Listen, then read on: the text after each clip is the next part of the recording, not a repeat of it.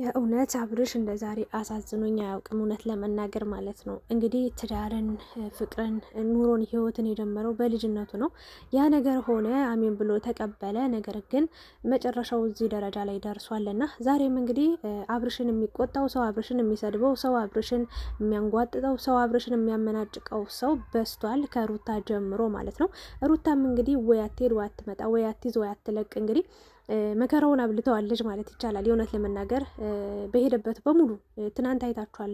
የተኛበት ክፍል ውስጥ እስከ መሄድ ደርሳለች እና አስቸጋሪ ነው እየሆነበት ያለው እየደረሰበት ያለው ነገር እጅግ በጣም እንዳሳሰበው እና ከዚህ በላይ በቃ ምንም ማድረግ አልፈልግም፣ ምንም ማለትም አልችልም፣ በቃ ተውኝ፣ አታስጨንቁኝ፣ እኔ አሁን ላይ ደስተኛ ነኝ፣ በቃ ባለሁት በኑሮ በህይወቴ ደስተኛ ነኝ፣ በቃ ምርር ብሎ እንግዲህ ከኤፍሬም ጋር ተጨቃጭቀዋል በጣም በብዛትና ኤፍሬምም ታውቃላችሁ ከዚህ በፊት ያው በጣም ብዙ ጊዜ በተደጋጋሚ አባቱም እሱም ሁሉም ሽምግልና ተልከው ብዙ ነገሮችን ለማስማማት ለማግባባት ሞክረው ነበረ። ነገር ግን አብርሽም ሄርሜላም የሚሰሙ ሰዎች አይደሉም። ሁለታቸውም በራሳቸው ዓለም በራሳቸው ነገር ነው የሚጓዙት። መጀመሪያ የላለው ይሄ ትዳር ይሄ ፍቅር የእውነት ለመናገር በቃ ባለመግባባት ባለመነጋገር፣ ሁለታቸውም ግትር ናቸው። በተለይ ሩታ ኃይለኝነት ይበዛባታል።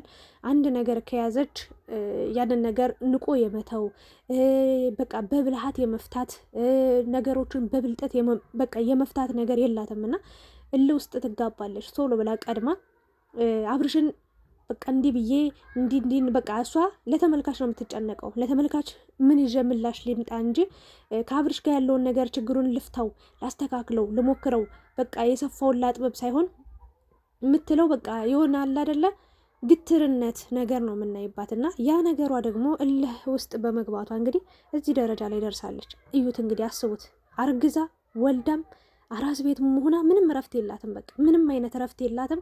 ሁሌ ጭቅጭቅ ነው፣ ሁሌ ነው በቃ የሚያስጠላ ነውና ህይወት እንዲህ ሲሆን ያስጠላል። እግዚአብሔር ምስክሬን፣ የእውነቱን ነገሬን ካላችሁ ማለት ነው ሩታ እንደ አንድ ሴት ታሳዝነኛለች። ምክንያቱም ውበቷን፣ ቁንጅናዋን፣ ወጣትነቷን፣ ልጅነቷን ሳይ በቃ ማሳለፍ የሌለባትን ነገር እያሳለፈች እንደሆነ አያለው፣ ሰማለው፣ በደንብ እከታተላታለሁ። ከመጀመሪያ ጀምሮ አንድ ብዬ ሀብዬ የተከታተልኳቸው እኔ ነኝ። ከመጀመሪያው ጀምሮ አለው እያንዳንዱን ቪዲዮ ብትጠይቁኝ እነግራችኋለሁ። ስለ አብርሽና ስለ ሩታ በደንብ አውቃለሁ ጠንቅቄ ማለት ነውና ከሩታ በላይ ግን አሁን ላይ እያስጨነቀኝም እያሳዘነኝም ያለው አብርሽ ነው። የእውነት ለመናገር ማለት ነው ውስጡን የሚያውቀው ፈጣሪ ብቻ ነው። በዚህ ሰዓት አባቱም እህቱም ወንድሞቹም አጎቱም ዘመዱም በቃ ሁሉም ተመልካችም የወደው የሚያደንቀውም ተመልካች በቃ ዝሙት እየሰራ እንደሆነ እየባለገ እንደሆነ በቃ በመጥፎ ነገር ነው ሰው እያማው እየቦጨቀው የሚገኘው። ይሄ ልጅ ግን ያን ነገር የእውነት አድርጎታል ወይስ አላደረገው የሚለው እሱና ፈጣሪ ነው የሚያውቁት። የምሬ ነው ብላችሁና ግን ይሄ ልጅ በጣም እንደተጨናነቀ እንደተወጣጠረ በቃ ከዚህ በላይ ምን ላድርጋት? ለመንኳት፣ እሺ በቃ ጠየኳት፣ በተደጋጋሚ ይቅርታ ጠየኳት፣ ግን እሷ ልትመለስ አልቻለችም። ታዲያ እኔ ምን ላድርግ? ጎትቼ ቤቴ ላስገባት ወይ ልጎትታት ወይ በግድ ነይ ኑሪ በግድ እንደዚህ በይ ብዬ አልናገርም። ለሩታ ያለኝን ቦታ ያለኝን ነገር ታውቃለህ። በቃ የውስጤን ሁሉን ነገር ታውቃለህ ወንድሜ ነው ያለው። የእውነቱን ነው። ትዳር እንዲህ ከሆነ እግዚአብሔር ምስክሬን ማናችንም አንግባ በቃ ወደ ትዳር። መቻቻል ከሌለ፣ መከባበር ከሌለ፣ መዋደድ ከሌለ፣ መተሳሰብ ከሌለ እንዲህ አንዱ በአንዱ ላይ በቃ እልህ የሚጋባ ከሆነ ትዳር እንደ አብርሽ እንደ ሩታ ከሆነ ይቅር። ለምን በትዳር ይታሰራል? እግዚአብሔር ምስክሬን አሁን ላይ አለ በምን ቀን ያገባውት በቃ ብዬ እስከማስብ ደረጃ ላይ ደርሻለሁ። ባለትዳር አይደለ ባለትዳር ምናምን እባላለሁ። ትዳር እስር ቤት ነው ወይ አለ። እውነቱን ነው። ትዳር እስር ቤት አይደለም። በነገራችን ላይ ክፉም ደግም መጣ ተቻችሎ ለማለፍ ፈተና ሲመጣ አንድ ሆኖ ችግሩን አልፎ የተሻለ ደረጃ ላይ መድረስ ለቤተሰብ ለቀጣይ ትውልድም አስተማሪ ነገሮችን አድርጎ ማለፍ እንጂ በዚህ ወጣ በዚህ ገባ፣ ይሄን አደረክ ያን አደረክ፣ ይሄን ወሰድክ ያን መጣ ተብሎ ትዳር የለም። በቃ አንዱ የበታች አንዱ የበላይ የሚሆንበት ነገር የለም። ቁጥጥር የበዛበት ህይወት የለም።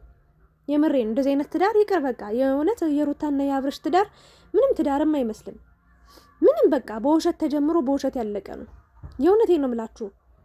የውሸት እየኖሩ የእውነት እየተጎዱ ያሉ ልጆች ናቸው። በነገራችን ላይ ሁለታቸው ውስጥ ፍቅር አለ 100% የምነግራችሁ ነገር ነገ ታያላችሁ። አብርሽና ሩታ አንዱ ነው ይመጣሉ ታያላችሁ።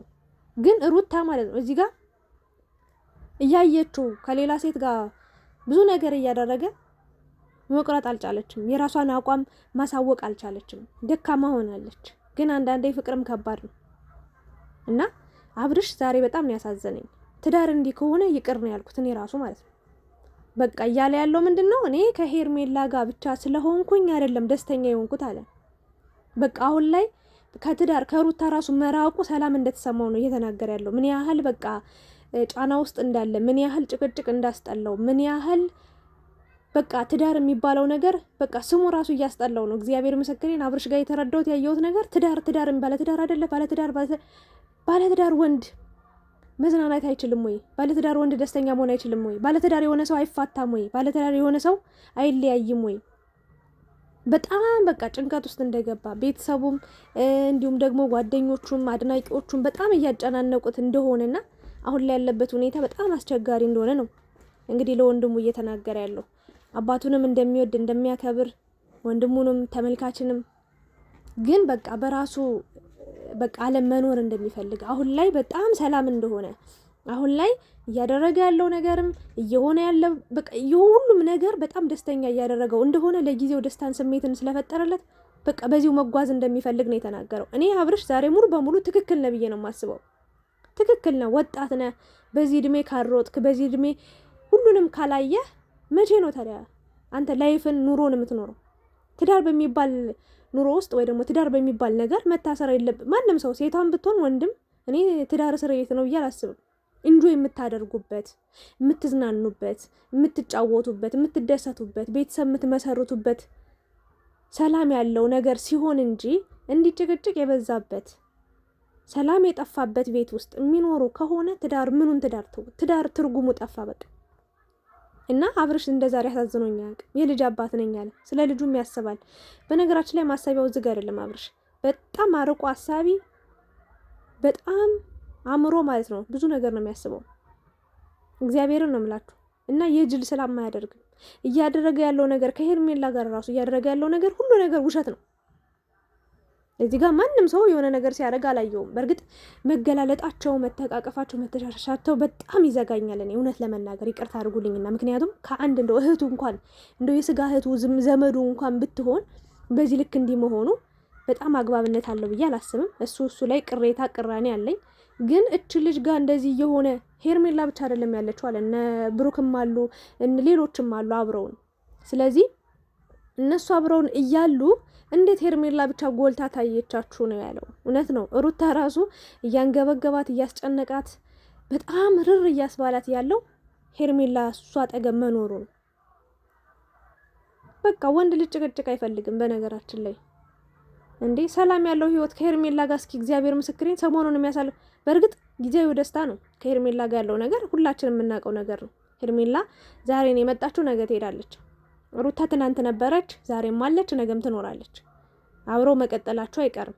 እርግጠኛው የምነግራችሁ ነገር ፍቅር ያሸንፋል። ታያላችሁ። አብርሽ ንጽህናውን ያረጋግጣል። ሩታን በደስታ ትቀበለዋለች፣ አብረው ይሆናሉ።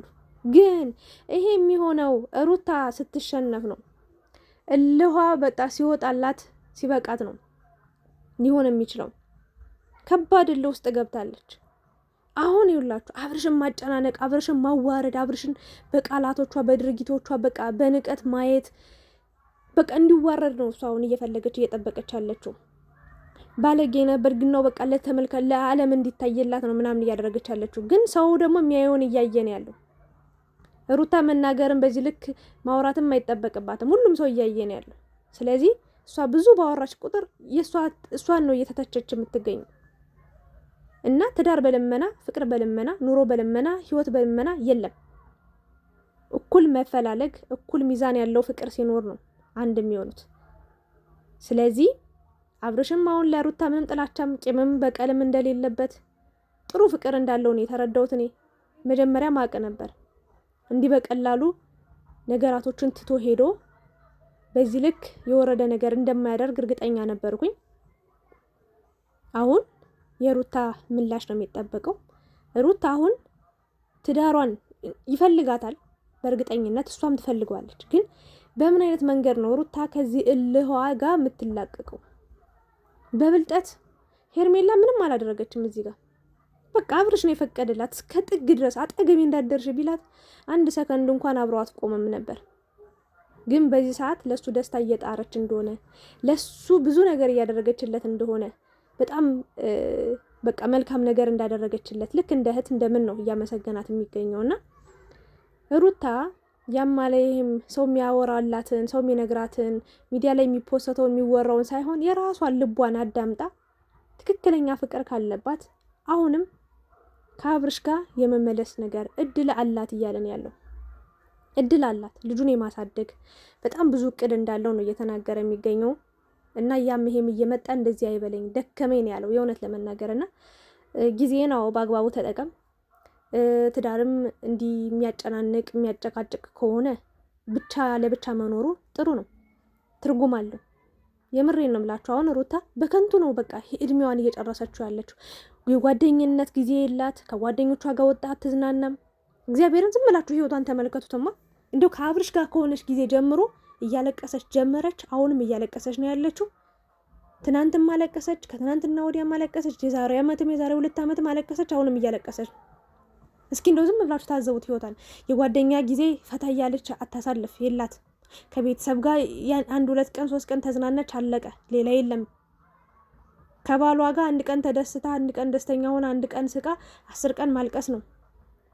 ይሄ ታዲያ ምን ኑሮ ተባለ? ታዲያ ትዳሩ ትርጉሙ ምንድን ነው? ጥቅሙ ምንድን ነው? ትዳር እኮ አንዱ ለአንዱ ተሳስቦ ተቻችሎ ተስማምቶ መኖር ነው አይደል እንዴ?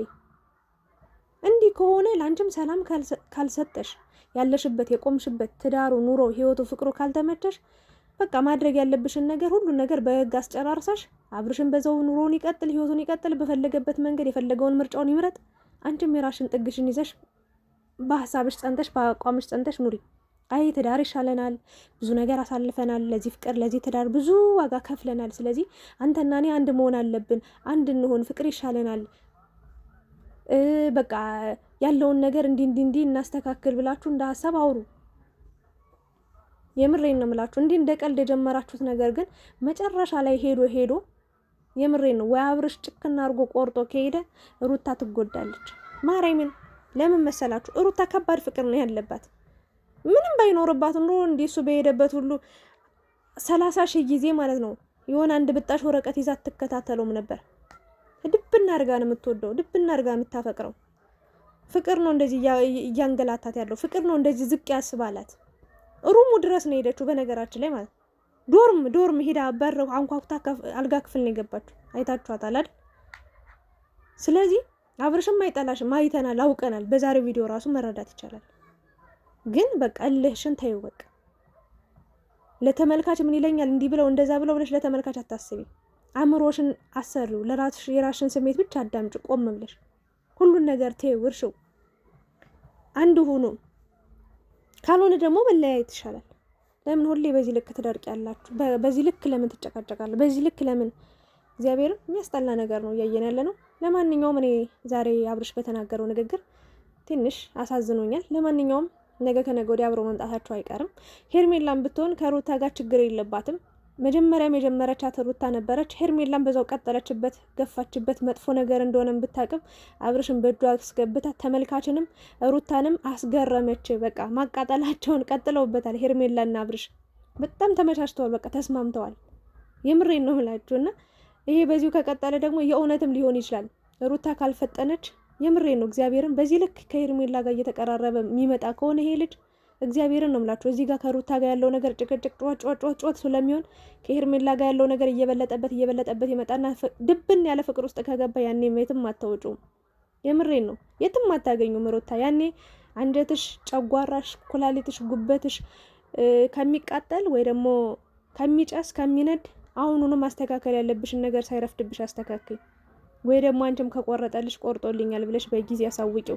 ይሄንን ነገር ልናገር ነው የምፈልገው። ኤፍሬም በጣም ደክሞኛል፣ በቃ እኔም ብዙ ነገር እየተባልኩ ነው ብላል። ያው አንተም ብዙ ነገር ብላል። የእውነት ለመናገር ለሩታም ጥሩ ሰው ነበርክ፣ ለአብርሽም እንደዛው። ግን ትዳር በልመና በሽምግልና እንደዚህ በግርግር ምናምን በህይወታ የሚባል ነገር አይደል። የሁለቱ መቀራረብ የሁለቱ መሳሳብ ነው አንድ ላይ ያረጋቸው የሚችል እንጂ ማንም ሰው ማንንም ጎትቶ ማንንም ሸምግሎ ማንንም አባብሎ ማንንም ለምኖ ትዳር እንዲይዝ ፍቅር እንዲሆን አያደርግ፣ አይቻልም። እንደዛ ተደርጎም አይታወቅም። እና በከንቱ አትልፋ። ዋናው ሩታንም ከዚህ በኋላ ማውራት አይጠበቅብን። ማንም ሰው ለሩታውን ምክርን መስጠት አይጠበቅበትም። ራሷ በቃ አንድና አንድ ውሳኔ ከቆረጠች ቆርጫለሁ፣ በህግ ሁሉ ነገር ይጨረስ፣ አርፋ ቁጭ የራሷን ኑሯት ልጇን ታሳድግ። ካልቆረጠች ደግሞ ትወደዋለች፣ አሁንም ፍቅር አለኝ፣ አሁንም ፍላጎት አለኝ፣ አሁንም ስሜት አለኝ ካለች ከአብርሽ ጋር ያለውን ነገር እንወያይ፣ እናውራ። በቃ ያለፈው ነገር አልፏል፣ እንርሳው፣ አንድ እንሆን፣ አለቀ። ሁለት ምርጫ ነው ያላት። አብርሽም ይሄንን ነው የተናገረው። ለማንኛውም ቸርቸሩን ያሰማን እላለሁ። ስለነበረን ቆይታ አመሰግናችኋለሁ።